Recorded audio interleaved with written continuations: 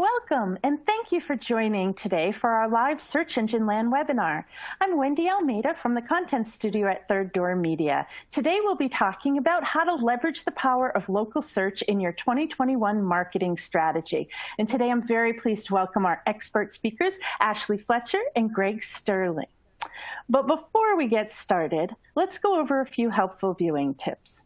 On your screen right now, you should see our presentation slides, a Q&A box on the left side of the screen, and our featured speakers. You can move or resize any of these windows to personalize your viewing experience.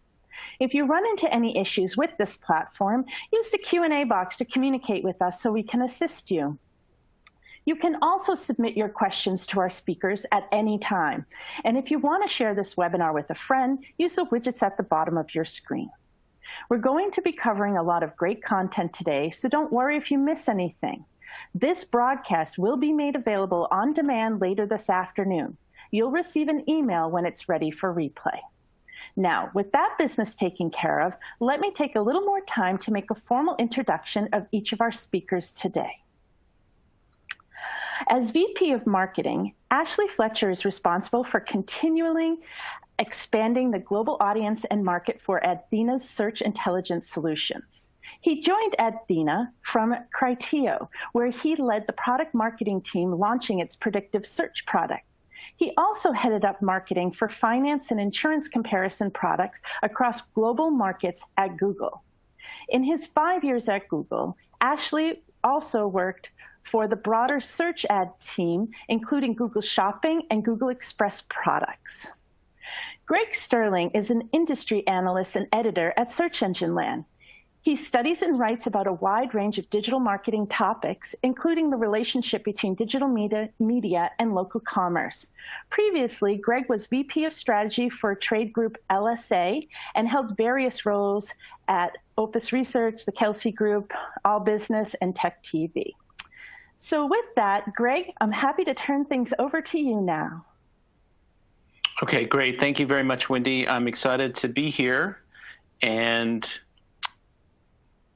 you don't need to see the viewing tips again.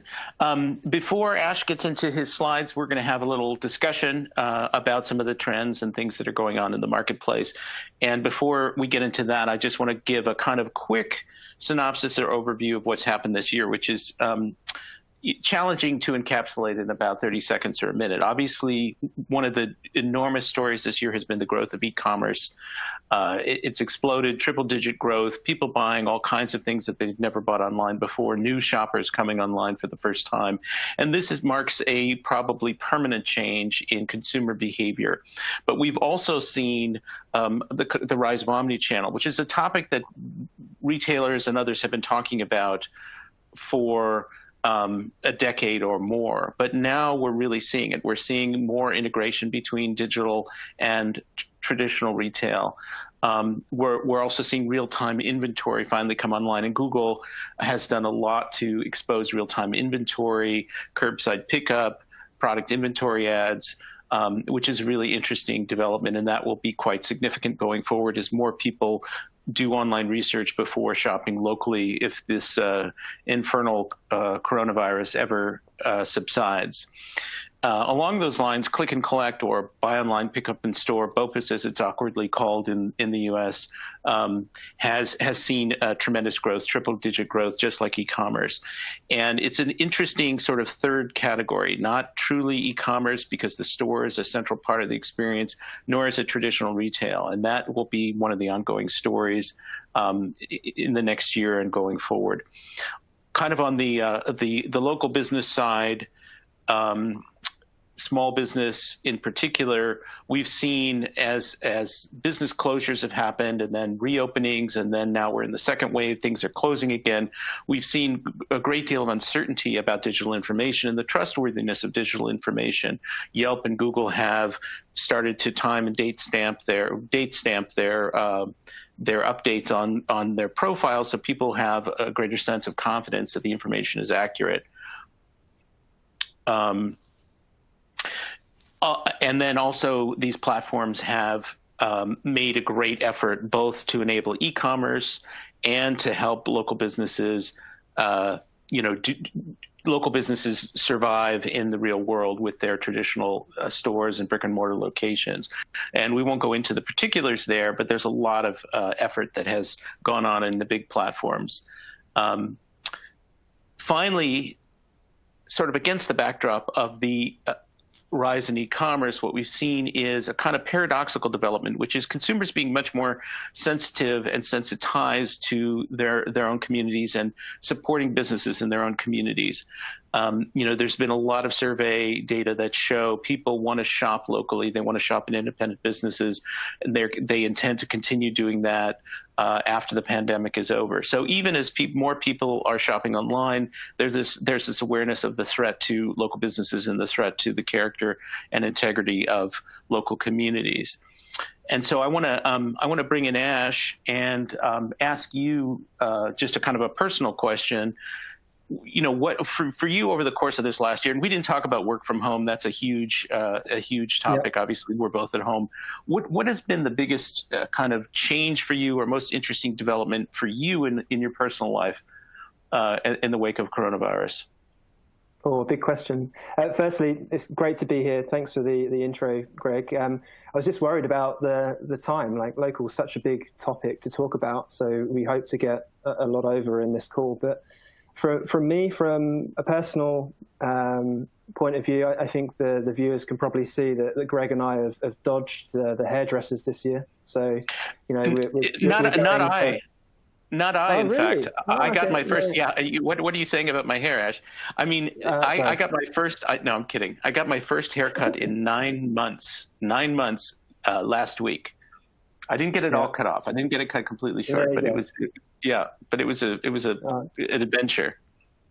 Yeah, so it all changed. But I think the other one from a personal perspective is, again, with well-being and us glued to screens, I never used to enjoy cooking that much. But through innovation through this year, I think the deliveries that we have on our doorstep now with the meals that you can prepare and, the brand's called HelloFresh. But again, that's kind of taught me to think about something a little bit different. And obviously, having a young family as well, and trying to spend more time in the kitchen rather than glued to Zoom has been a great one. So the other point, having a young family, is I'm willing to drive to click and collect. Hour drive now. I'm happy to do that. So just to get out of the house. Yeah, exactly.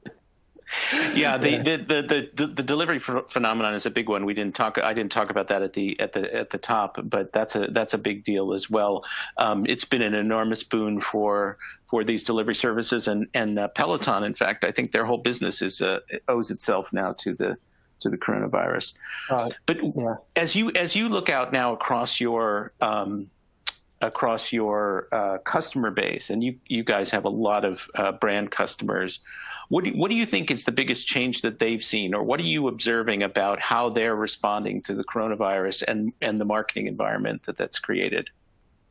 Yeah, I think it's a good question, and because we cross so many multiple industries, I think the one bit that's consistent is the need to innovate in products. And if you think about click and collect as a pure, you may think it's just a hook to get you in, but actually, from a product standpoint, it's a product being brought to the market, and everyone's had to adopt that and adjust their strategies. So I think the pure innovation as to where audience go, because it is diverse and dispersed across many different geos, and regions, DMAs, cities, whatever it might be, isn't like it was before. So I think there was that initial pause early in the year, but now you're seeing the last mile, kind of final mile delivery techniques coming through, the QSR kind of industry really booming, just getting stuff to your doorstep. And that's all coming through search as well. So I'd just say innovation, I think, has been pretty incredible, and the rate in which that's moved as well.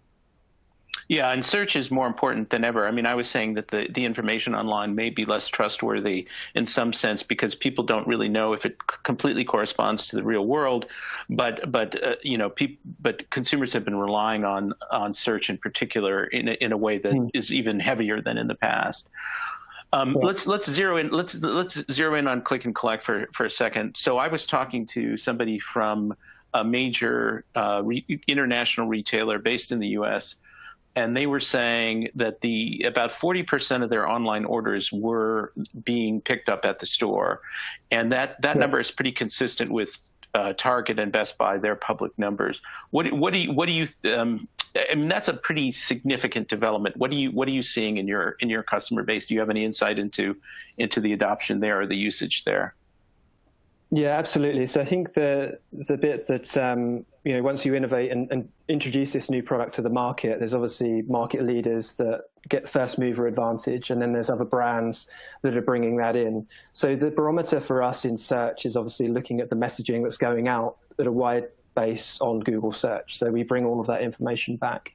So I think with click and collect as a hook, I think we're seeing more promotions around once you do get there in store, where do you go next? Because I do believe kind of basket values may drop because you wouldn't have the impulse buy that you would perhaps going to a store and then picking up and throwing stuff in the basket as you're wandering around.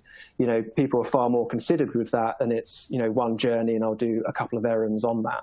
So I think that's a challenge that they'll try and get over. And the way that we've seen that is with coupons. If you're going there to click and collect, here is another voucher to spend in store and really get that momentum and building the confidence. Because I think, shopper confidence is delicate at the moment. And, here from the UK, we're in lockdown at the moment. So the shift has gone all digital. But I should imagine in early December, there'll be another big wave to get footfall back in store. But digital will be responsible for that. Yeah, one quick anecdote about sort of a version of what you just described with the coupon. We returned a product from Amazon at the U.S. department store Kohl's, which has Amazon return centers, and then Kohl's gave us a coupon for a voucher for 20% off our purchase, and of course, then we went in and bought a bunch of stuff, so it worked perfectly in that context. Yeah. I want to turn now to a topic that I find really fascinating, and one which has touched basically all digital marketers during this time, which is where they're putting their budgets. I mean, everybody felt budget pressure at the outset. Budgets were cut. There was uncertainty, and then there's this question about where do you put the emphasis? Do you emphasize brand or awareness, or do you emphasize performance? And I ran a search engine live session on this question, and what the advice was that you shouldn't neglect your brand, but what these agencies saw was everybody shifting to performance. What are you observing, Ash, in among your clients? Yeah, I've got a slide actually coming up that talks to the user journey as we see it, and it is still very holistic. And I think you'd be naive to say, and actually in looking back in retrospect, early part of the year, marketing budgets get cut, things get reined back, and you have to respond to that. But what we've seen over time with brands like Volkswagen, who are in a similar position, working with the media agencies that we do, we can actually see that if you actually pull back on brand and just go performance, then actually it's not a great user journey for your prospective customers. So it can become disjointed, and all of a sudden, competitors can jump in and things like that. So if you imagine it across all of your brand and then brand generics, then generics and everything else, you just need to know where to appear at the right time. It puts a lot of pressure on attribution, but I think once you can level set on what is working across your funnel, then you know where to apply those budgets. And brand still stays on. You can still stay lean with that as well and not overspend there. But you've got to keep nurturing those leads that are perhaps higher in the funnel, because everyone still wants growth at the moment, and that's key, really. Yeah, and speaking of growth and attribution, we're now in a kind of perfect storm of privacy regulation.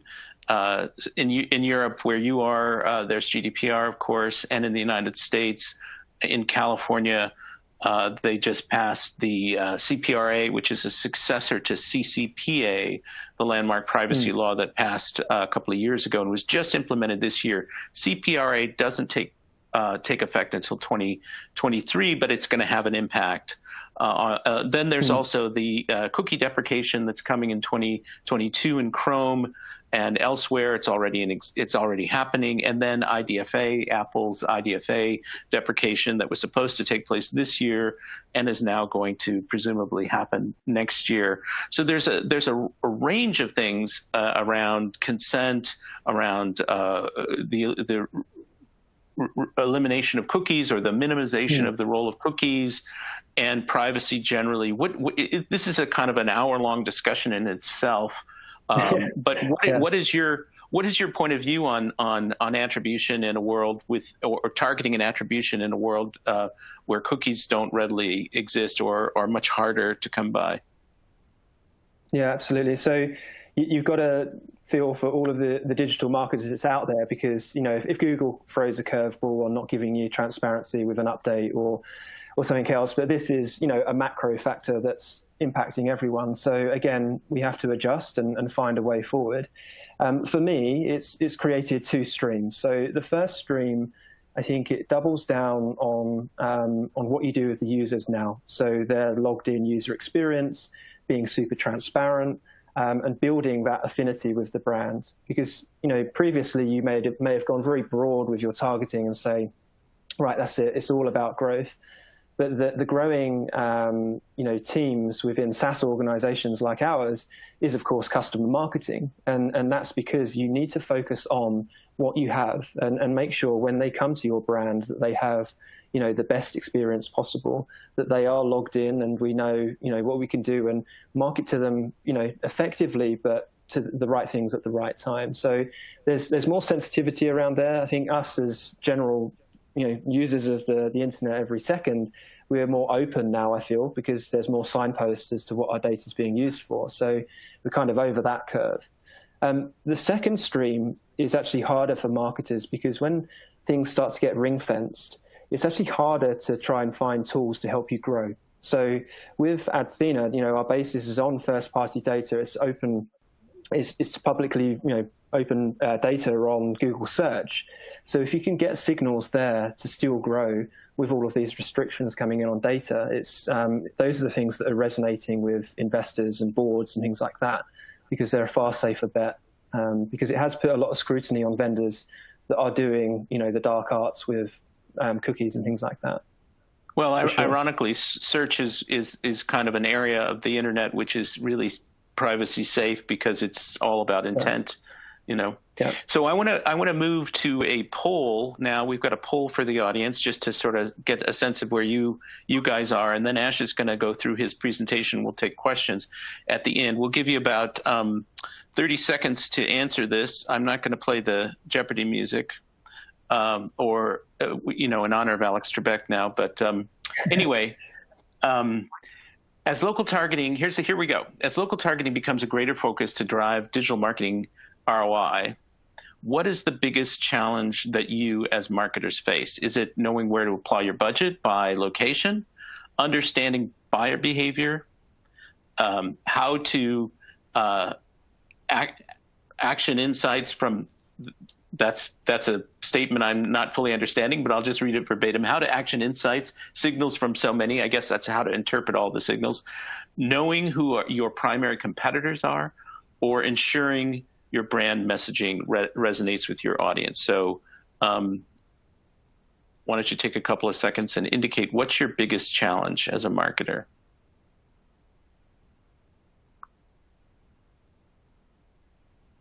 Okay, now we're going to roll the drum here and see what the answer is. Okay, Ash, take a second to look at that and tell us what you think.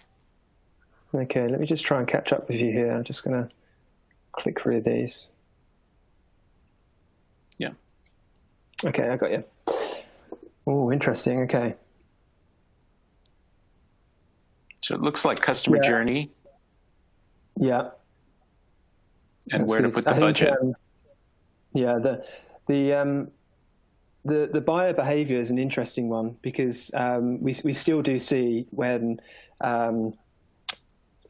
brands come on board, it's a little bit naive as to knowing what's exactly happening in your city, DMA, things like that. because the view's up here at state level, or even worse, national level. So I think, that's the biggest concern, particularly at a local level, because there is so much more going on, different competitors, different messages, things like that.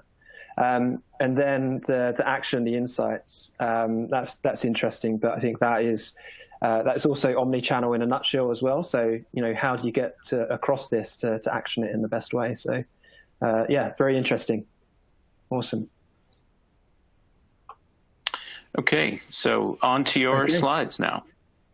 Awesome. Thanks for that, Greg. That was a really good introduction and discussion there. So with my content here, so we're going to talk about leveraging the power of local search for 2021. We're nearly out the back of 2020, thank goodness. Last quarter to go, but I hope everyone's feeling positive about the last couple of months of the year. So with my content today, we're going to talk about local a fair amount. We're going to go through a lot of examples, but just to circle back on who Athena are. So why are we qualified? Why am I qualified to talk about local today with you guys? So very quickly, I just want everyone in the audience to imagine that you're in control of the world's most powerful radar.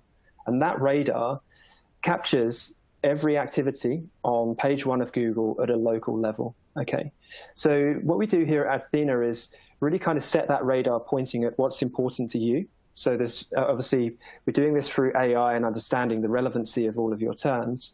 But we set that for your market. So every single advertiser has a unique view of their market that comes through. Now, we use machine learning that goes out and collects all of the data. We capture all of page 1 that comes back. We understand all of the paid and organic. And we bring that back to you in a way that's digestible. So it's very actionable platform.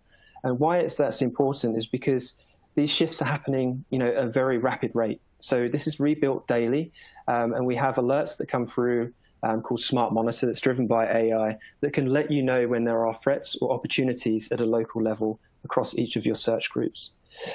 So that kind of talks to the technology. Again, we'll go through more examples of how this works in real life. But then on the right-hand side of the panel, you can see the brands that trust our technology, that are guiding their strategy, many of them through challenging times this year, but coming out the other side.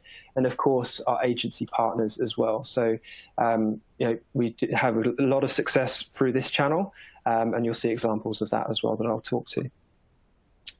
So this part of the agenda, I'm going to quickly run through what we want to deliver today. So we've primed local there with a discussion with Greg. I really enjoyed that. We're going to touch on a few of those topics now with the content as well. So we're kind of going to dial up the importance of location targeting in section 1 and talk about some of the benchmarks there. Really kind of give you, the audience, more of an idea of the opportunity ahead to really go and grasp that. The next one is guidance really on how do you optimize your search strategy for local targeting. So it's all well and good seeing some great benchmarks, industry numbers and things like that, but we'll give you the know-how as to what you can take away from this session to go and action as well. And then in section 3, we'll look at some trends and case studies. So there we'll look at our data, our local view data in action, and how you can join the dots on how to action something like that and how similar brands are experiencing changes in their local market. Okay. So the first section, so why local targeting is important. So it would be no surprise to everyone that the local is well and truly on the map. Okay, so we're well and truly glued to our mobiles. So, there's astronomical numbers on this customized view that everyone wants. Everyone wants a view that's tailored to them. So you cannot lose sight of that's what the consumer wants. Okay, if we don't do that, then we will not convert. Our campaigns will not work. Okay. So then the near me experience is part and parcel of how we function today. Okay. So, the top of the page is everything. The second page is a graveyard. I actually don't think it's that easy to get to second page on Google now, navigating through it. But even so, you have to be front and center. So again, very high numbers here on why you have to be in the shop window of where consumers are coming through. So then what is the number? What is the opportunity that we put to the business on going local? So again, astronomical number here, but 1.4 trillion is going to be influenced by local sales by 2021. I think we'll probably blow this number out of the water personally. But again, we still have to look very high at this, and the trends that are pointing towards how user behavior is shifting. It's not only shifting from a research phase, there's an awful lot of action coming through. So, and we can see that as the way the Google SERP is evolving all of the time. Maps, PLA with Google Shopping, local view and stuff like that. So, local ads and local maps. So I just wanted to kind of touch on what Google has done about this, really. I mean, a lot of credit to Google on bringing this front and center. There's some awesome branding campaigns that Google are running at the moment on the business accounts, or My Business, running here in the UK, and I'm sure the US as well. But they've actually put mechanisms in place to help advertisers really boost this. So again, when everything changes through COVID, and perhaps your audience was shopping in one place and now they're going in a different place, or they've disappeared completely and you have to re-engage, they've put a lot of tools in place to really kind of boost this. So I think credit to what Google have done here. I think My Business is particularly positive as far as the way that you can validate a lot of reviews, the interaction, build trust. A lot of these business probably never thought about that this time last year. It was all about just winning that last click. But now it's about evolving even their brands at a local level. The one risk with this as well is the limitations on the transparency at what's happening at this level. So again, similar to how Google rolls out auction insights, there wouldn't necessarily be the true impact as to what's happening in that market and who's really winning.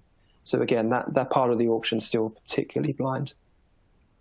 So we just wanted to kind of dial up. There is untapped opportunity here. And I think to the top of the discussion there with Greg and omnichannel and how retailers in particular have to adjust, not only retailers, many other industries as well, there is an opportunity out there. The audience have moved. We're looking at around about 77% of brands are recording that it is very challenging to do this, to go and find the opportunities at a local level. But next year, it's well and truly on the radar, but everyone acknowledges that they need to do better at it. So again, I think this will be a discussion at board level, C level, the agencies alike. How do we really keep on scaling and growing this? Because we've seen that pivot this year. So in summary, to bring back kind of this first section for you guys, I think there's huge opportunity out there with local. I'd like to try and make the comparison to whack-a-mole. So if you think about whack-a-mole, is quite easy when you have it, perhaps a child's version in front of you, and you have the 4 holes that you can manage. Imagine doing that at a really, really broad level. And you're going across multiple regions, DMAs, cities, states, national, and you're tasked with really driving that local strategy. I'm pretty sure that one mallet won't be enough. You're going to need a lot of mallets and a lot of coordination to do that. So let's look at some of the steps as to how we can do that. So moving into section 2, we want to talk about optimizing this strategy for the audience here and give you some guidance on how you really dial this up.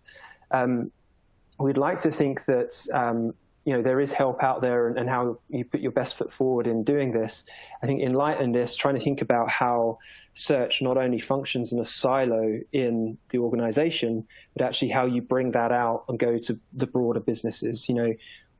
Why can you not influence product teams or, the product roadmap? As I said, senior stakeholders who are looking for signals and where to go in the market at the moment. The stockist team, PR teams, whatever it might be. So search can really be the guiding light here, and it's the ever constant through 2020. So the first point is just looking at the user journey, and I mentioned this earlier when we talked about the shift from brand to performance. So it's a really hard thing to do, but think about the user journey in the most holistic way as possible, and not just from research to purchase or contract signed, if you like, but beyond that as well, and maintaining that customer. So again, fairly obvious stat around smartphone and mobile usage is the main primary device for this, but you'll be amazed at still how many are not really doubling down on that and those insights driving that into the business.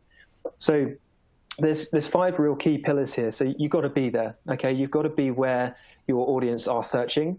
Don't assume that they're not searching these research terms, generics, whatever they might be.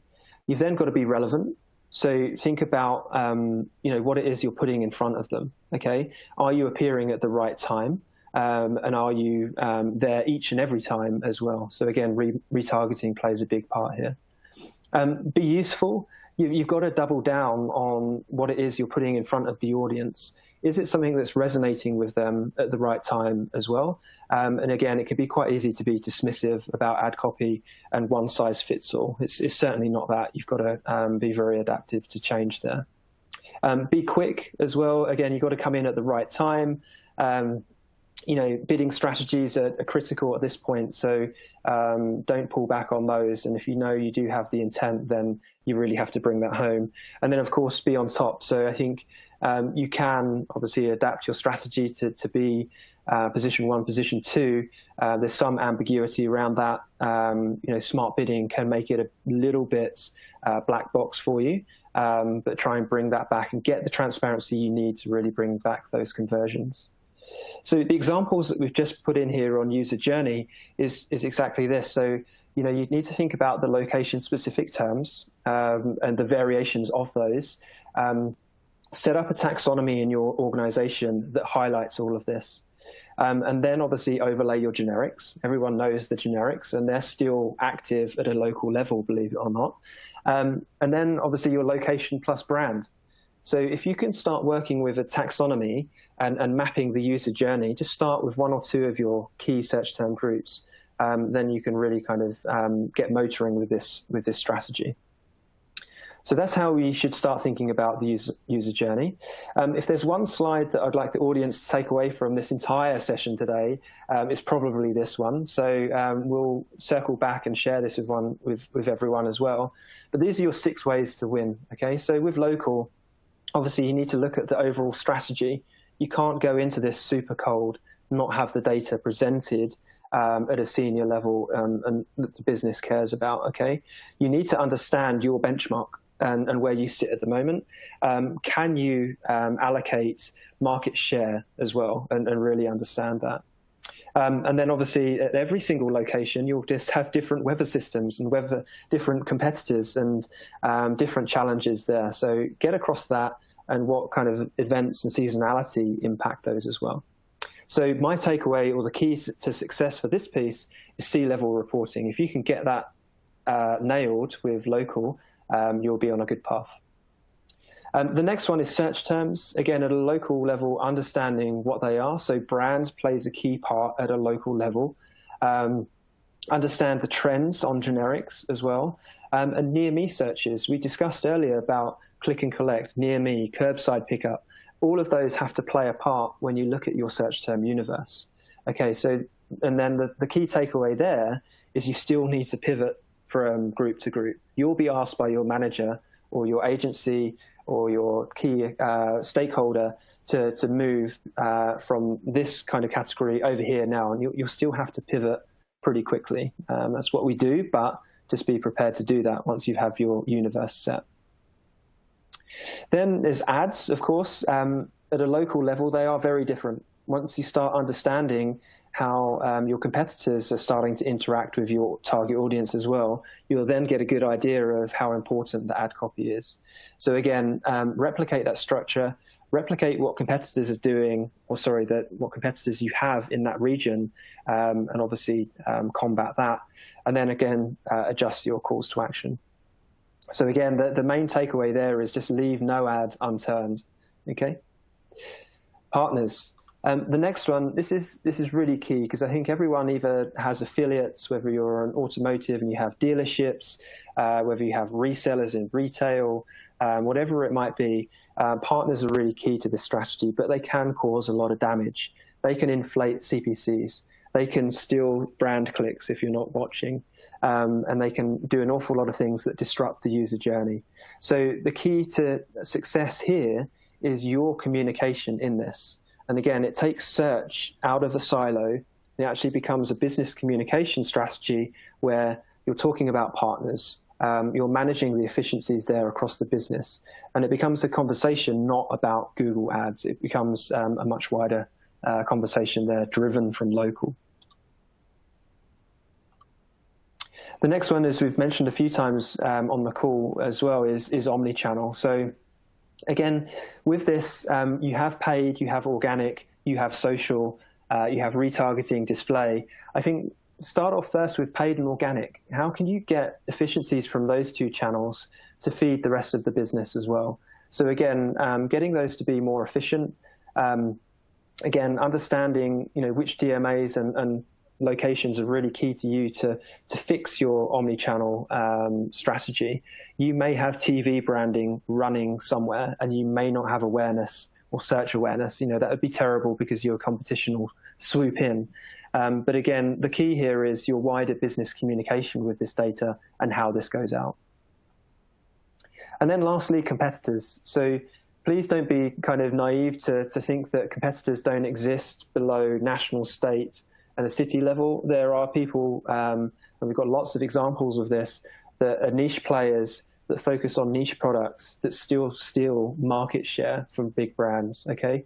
To get that view is very powerful. And again, you'll be amazed to see how many kind of brand infringements still go on despite Google trying to clamp down on that. So the brand bidding, inflated CPCs, and people using, or sorry, advertisers using your brand term in their copy needs to be closely monitored. So those are your 6 ways to win. With that, just a couple of other kind of anecdotes here. So think of Google as fantastic for like on-the-spot feedback, and I think it can kind of guide your strategy as well as to what's kind of hot right now at a very macro level. So we discussed available near me as well as another variant of up-and-coming searches. So are you across this with your organic and Google shopping strategy? Have you got every extension activated here to really kind of nail this and get the user at the right time? There's an incredibly large amount of variables that are moving all the time here, but you have to be aware of them. So I think customers are learning to know what they want before they get in store. Again, we're going to collect something. We have it in our mind, and it's pretty set. So I think that is a key trend that we need to kind of embrace, but then merge that into the store experience as well. It puts a lot of pressure kind of, again, on omnichannel and how all of these systems, the stocking system is working, offers, discounts, coupons, all of those things. But search kind of holds all of those. So make sure you're aligned on all of that. And again, partners play a part in this as well. They could be laggards in this instance, or you could have a partner that's actually outperforming your brand. So again, as your brand manager, which way do you want that to sit? The in-store shopping experience, again, has changed dramatically in 2020. I think people having their mind up as to what they're going to purchase and buy online, the pickup solution. Basically, we've launched loads of mini products that help enable that purchase, get to basket and paid for. So again, there's lots of kind of variation there. There's more demand in curbside pickups, and people are becoming more open to that. As I said earlier, I'm happy to drive and go and pick up these items. And that's just an adjustment in consumer behavior. And I think you have to just keep up with that as well. So again, ad copy plays a key part in this, and then obviously the growth in search terms and how they're trending in Google search need to be monitored and understand who's winning at this or where your campaigns sit, because that all plays a part in consumer influence. And then, of course, we're all very, very local now. We're all working remote. We're probably shopping in different locations as well. That's built our confidence to try new stores. So the Google My Business and things like that, you have local traders that are actually growing in stature and influence on your campaign. So again, they are more of a competitive threat, and you have to understand how these are playing into your strategy as well. So I'd certainly take this as a sign as to it's ever evolving. It's becoming very, if you like, diluted at a local level. It's becoming very competitive as well. And it's very encouraging for Google because all of these auctions are very, very active. So just be aware of kind of your user behavior here and the confidence in local as to how they're going to market. The first example that I've got here from our Athena data is actually tracking how soon is too soon to introduce holiday offers, ad copy, and things like that. So it's very, very easy to fall behind the curve, fall behind market leaders as to who's introducing offers into specific markets at a local level. So again, we're tracking some data here, looking at some very well-known retailers that you know of, but actually we're looking at the volume of ads they introduce to the auction that contain Black Friday or contain coupons or in-store coupons. So you can sense here the level of aggression that these brands are pushing as to what is happening in my market and where they're steering consumers. This all plays a part as to how you should steer your campaigns as well. But again, getting this data first from a local level and then aggregating it is quite hard to do, or it's kind of impossible to do manually. Okay, so that's why first-party data solutions like ours really fill that gap and give you the transparency that you need. So if I could summarize section 2 for you, it is kind of like the cup game. You're trying to guess where to go. Which localized areas are you going to really focus your budgets on first? Is in this image here, you could unlock great success, okay? But I think in times where budgets are very limited, you need to utilize AI to run this autonomously and really guide you a lot quicker. It is very, very high risk, and you've got to do it in the best way possible with the best data by your side to make those decisions. So we really kind of want to de-risk you when you're making these bets going local. So we're going into section 3. So this is just checking my time now. So I think I'm running okay for time. So this is the final section of the talk, and we're going to look at some trends and case studies. So just bring this to life a bit more as to what's going on at a local level for the audience. So I just first wanted to summarize by industry what we see and hear. It's a very hard job to do this and distill it into what summarizes a single industry, because something like retail is huge. There's so many subcategories, fashion, sportswear, you name it. So I'm going to try and give you a very quick anecdote as to what's changed by industry from our perspective. So retail, it's all about harmony in omni-channel, but getting the visibility to move budgets around, okay? Whether that's from offline to online, brand to digital, whatever it might be, there's a perfect storm of data there, and it's very hard to move it around efficiently. So that's what we see and hear and solve at Athena, and that's the big one for retail. Of course, there's a lot of pressure on promotions and getting stock out into market quick enough when stores are closed as well. So again, that's a big one.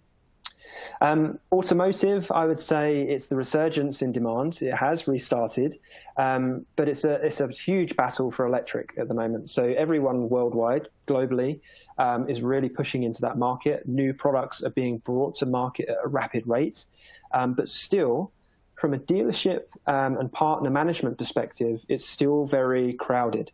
There's still being pushed on CPCs at a local level. DMAs, dealerships still scrambling over those clicks.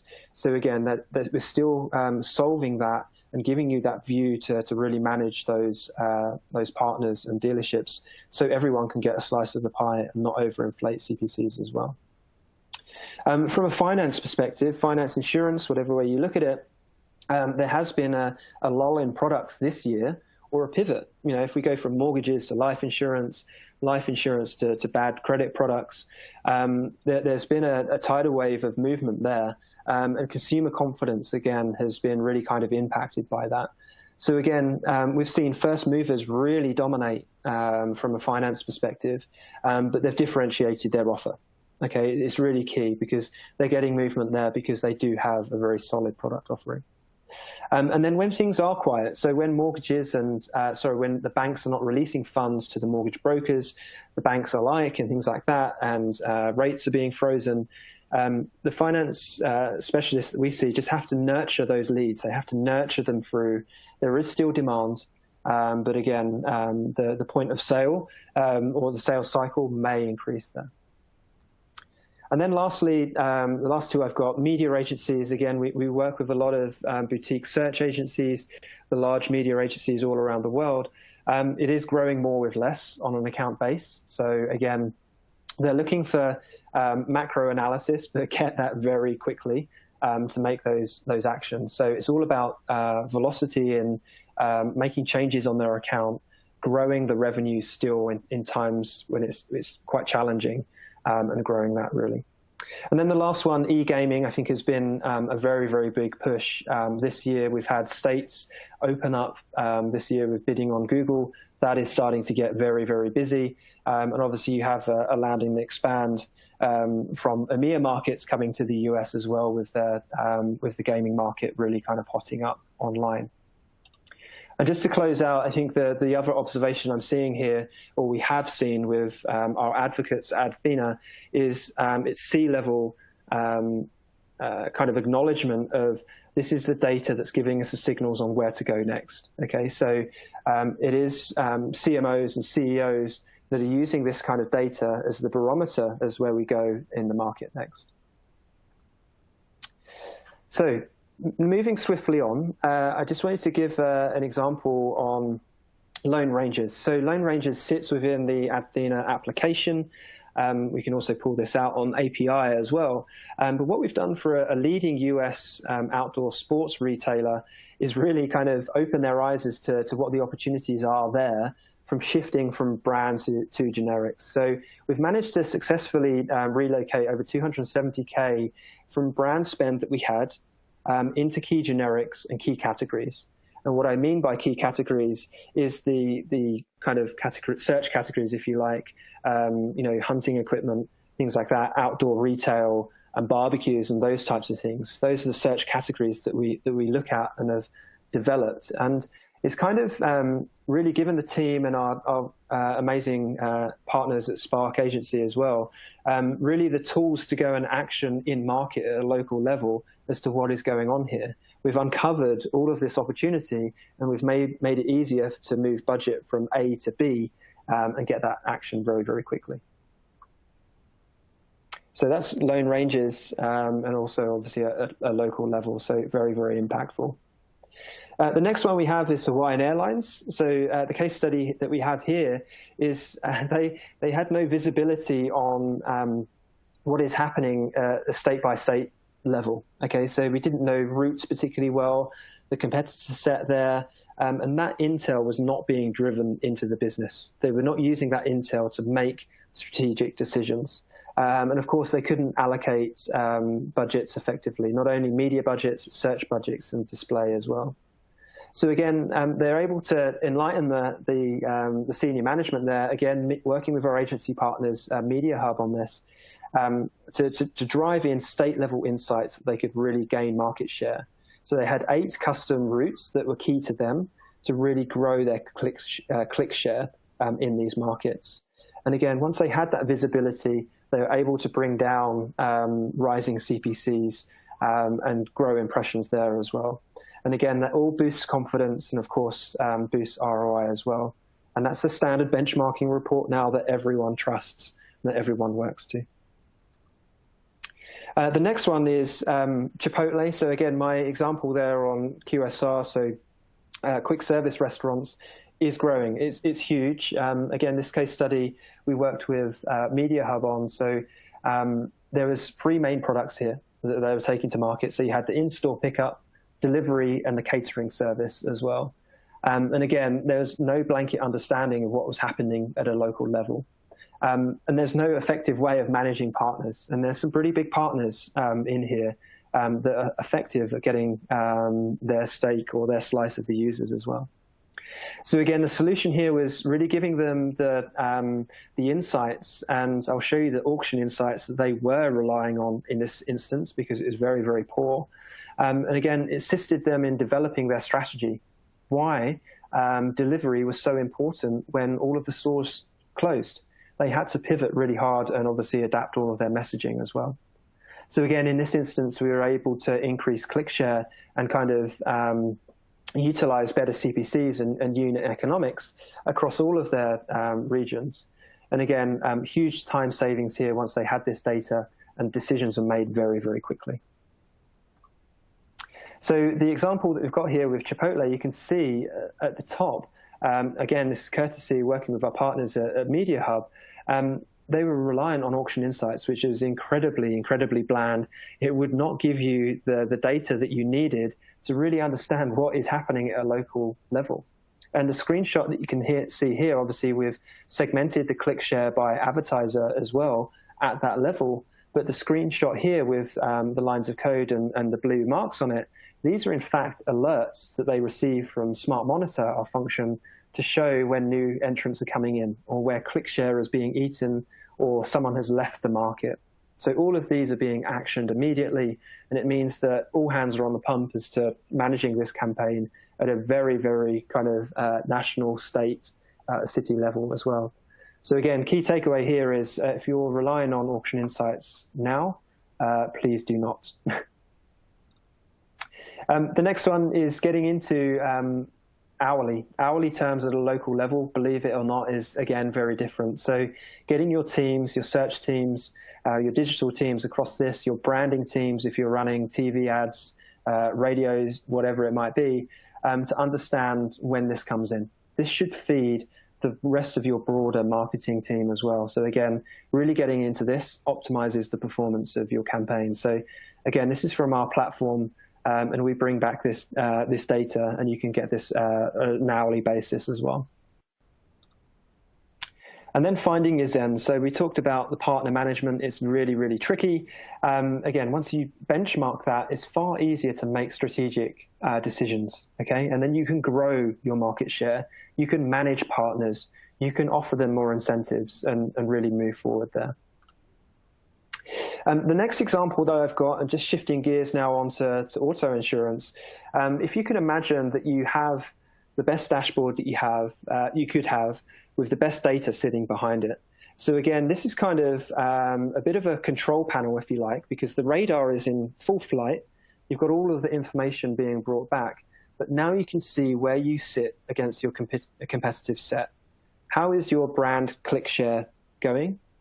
Who is eating your brand in certain states and geos, and what is your relevance, your relative spend efficiency. So there we calculate for you how efficient your spend is. Where are you overspending? Where do you pull back? And again, the retailer example that we used for outdoor sportswear was exactly that.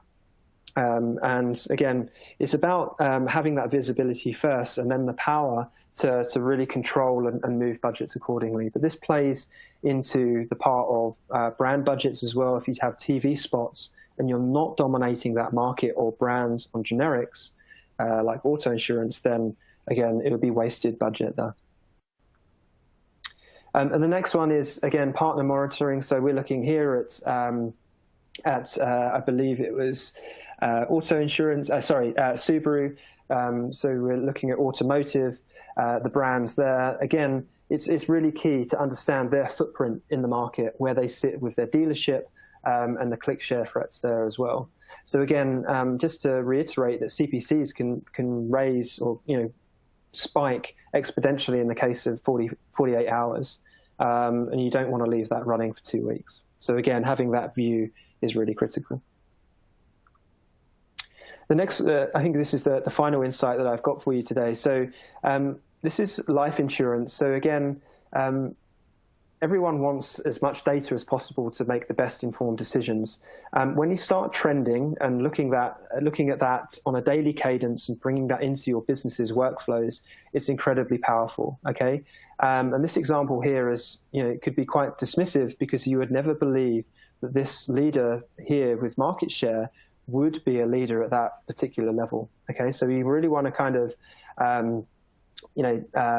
look underneath the hood and really understand what's going on at a local level. So market share is critical. You want to grow it. You want to grow your click share. But again, my final point here is you can guide your product roadmap with this kind of information. You can tell the rest of your business that actually we have this product in market with a competitor at the moment. They have this offer, these solutions, et cetera, et cetera, et cetera. And again, you can guide where you go with your product launches as well. So your takeaways from this session, I think we're nearly out of time as well. There's only 3 of them. We'll follow up with slides, but really kind of show your business the opportunity. I think work on those 6 ways to win, use those as a springboard. And then a challenge, if you like a challenge, how would you demonstrate or visualize the ROI from local to your C-suite at a national level? How would you do that? And I appreciate local is a very, very big topic. Okay, we could be on here for a couple of hours, Greg, I should imagine.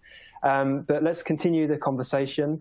Have lunch on us. So if you go to athena.com lunch-offer and fill out that short form there, we'll get lunch to your door. We'll continue to talk about local, and we'll utilize either Uber Eats or DoorDash for that one. So we look forward to talking to you more about local and hearing some of your challenges. So please get in touch. Great. And with that, we'll go to questions. That's great. Thanks, Ash. Yeah, we do have several questions. We may not be able to get to them all, just let the audience know, but we'll be sure to follow up after our live event. But I do have a question from Brian about combating inflated CPCs for brand and generic keywords. He finds that generic keyword CPCs continue to rise. What role do responsive automated bidding strategies play in inflating them? Mm-hmm. Have any advice for him on that? It is high risk, unfortunately. If you could, so Brian, navigate to our blog on our website, you'll find one of the team members, Iman, has posted a case study on that topic in the last couple of days. So there we'll use the Volkswagen example to discuss how we moved or lowered those brand CPCs, which is hard, and then move that into generics to grow. So yeah, there's a great case study on there. That's great. I have a question from Chad from our audience. And how would all of this change or evolve for a company that conducts services actually in the home? Like, the market has changed so much, So how do you see that evolving for that kind of company? Or any advice for Chad on that front? Yeah, I think understanding your local market is key. There'll be someone out there that's obviously adapted already, perhaps, or altered their offer, their service, whatever it might be. I think, understanding what's working in the market will really give you more confidence on your next step. I think if you make lots and lots of guesses like that, then there's a higher risk of failure. I think, again, leverage the best data to do that, really, to understand your local market. I would just add quickly that you should fully optimize Google My Business and the organic local content, including Google Posts.